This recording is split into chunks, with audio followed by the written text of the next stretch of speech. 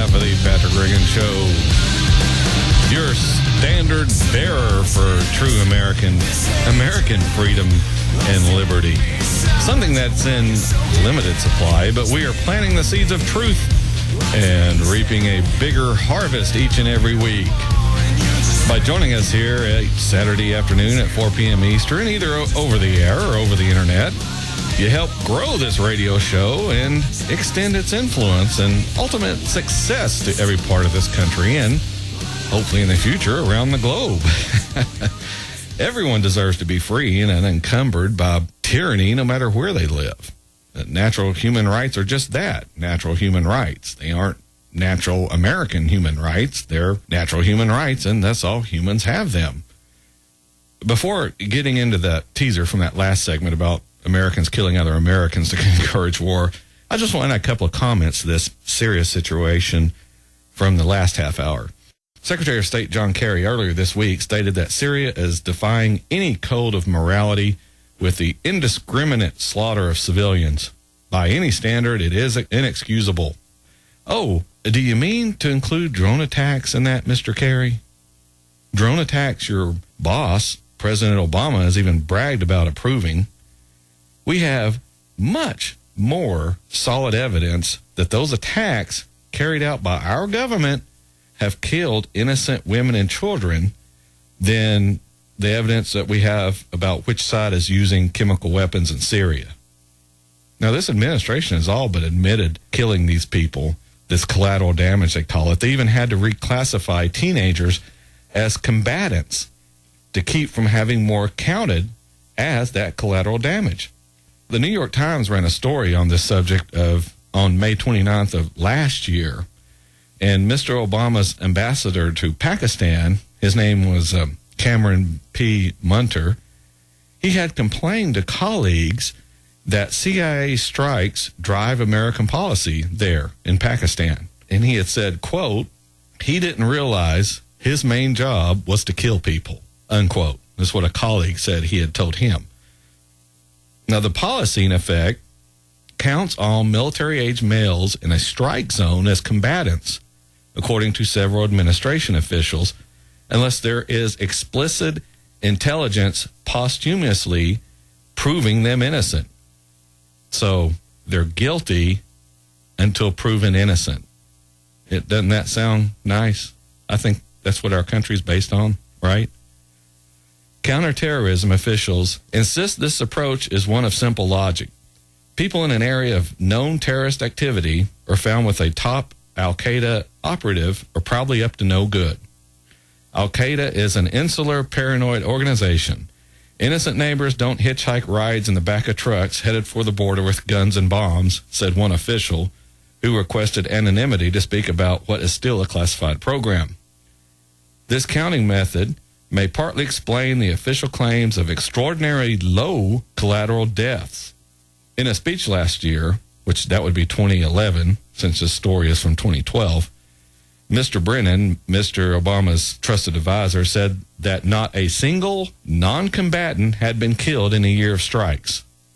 And in a recent year, like I said at that point, a senior administration official said that the number of civilians killed in drone strikes in Pakistan under Mr. Obama was in the single digits, and that independent counts of scores or hundreds of civilian deaths unwittingly draw on false propaganda claims by militants. However, in interviews, 3 former senior intelligence officials expressed disbelief that the number could be so low. The CIA accounting has so troubled some administration officials outside the agency that they have brought their concerns to the White House. One called it a guilt by association that has led to deceptive estimates of civilian casualties. He said, quote, it bothers me when they say there were 7 guys, so they all must be militants, one official said. They count the corpses, and they're not really sure who they are. I talked about this a couple of weeks ago with the missile attacks in Yemen. So there you go. The United States is killing innocent people and has even admitted to doing it. And who's been brought up on charges? No one. Oh, but it's okay if we do it. It's not okay if anyone else does, including Syria. Oh, but Patrick, they're using chemical weapons. Oh, sure, right. So I guess dying by being blown to bits by a missile from a drone, I guess that's better than dying by being gassed. Killing people is killing people. It's a crime either way you go. Which leads me to the teaser from the last segment, this killing of Americans by other Americans. Now, most of this radio audience is probably familiar with this, but for those of you who aren't, one of these operations was called Operation Northwoods. Now, this was a series of proposals submitted to the Kennedy administration starting in 1962. The Wikipedia entry states that the proposals called for the Central Intelligence Agency or other operatives to commit perceived acts of terrorism in the United States, cities, and elsewhere. These acts of terrorism were to be blamed on Cuba in order to create public support for a war against that nation, which had previously come under communist rule under Fidel Castro. One part of Operation Northwoods was to develop a communist Cuban terror campaign in the Miami area, in other Florida cities, and even in Washington, D.C. Operation Northwoods proposals included hijackings and bombings, followed by the introduction of phony evidence that would implicate the Cuban government. The official proposals stated, and this has been declassified, quote, the desired resultant from the execution of this plan would be to place the United States in the apparent position of suffering defensible grievances from a rash and irresponsible government of Cuba, and to develop an international image of a Cuban threat to peace in the Western Hemisphere. Several other proposals were included within Operation Northwoods, including real or simulated actions against various U.S. military and civilian targets. These proposals were drafted and approved all the way up the chain of command to then President Kennedy, who luckily rejected them. So here is a significant faction within our own government planning on carrying out bombings and other similar actions to get us involved in a war with Cuba. Bombings within the country. Seems to me that if people within our military and within our government are willing to shed some American lives to get us into a war with Cuba, then they probably wouldn't have too much of a problem providing the means, if not the actual actions, to kill some Syrians to do essentially the same thing. Just war with Syria this time. That's why I asked the question in the last segment.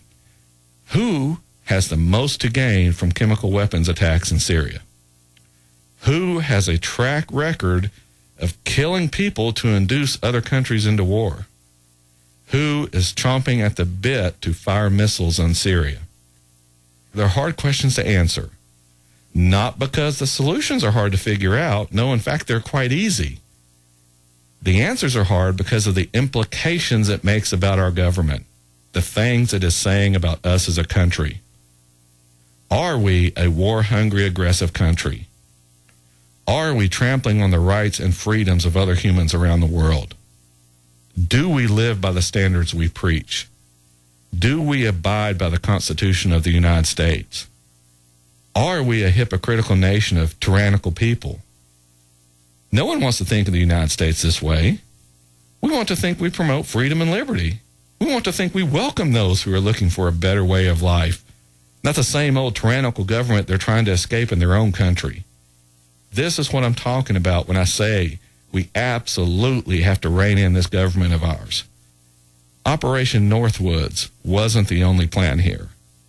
Operation Mongoose was another anti-Cuba proposal as well. You can search for both of those, or you can check our Facebook after the show here, and we'll have all of the links up for that. But, well, yeah, we're already up on our last break here on the Patrick Riggins Show. This is the premier show of the Libertarian Lighthouse Radio Network and News Talk 98.7 WLKI. When we come back, we usually have kind of a short segment right here at the end of the show, but we'll try to cram in a couple of little bit more lighthearted things, kind of lighten it up here right at the end of the show after these quick messages.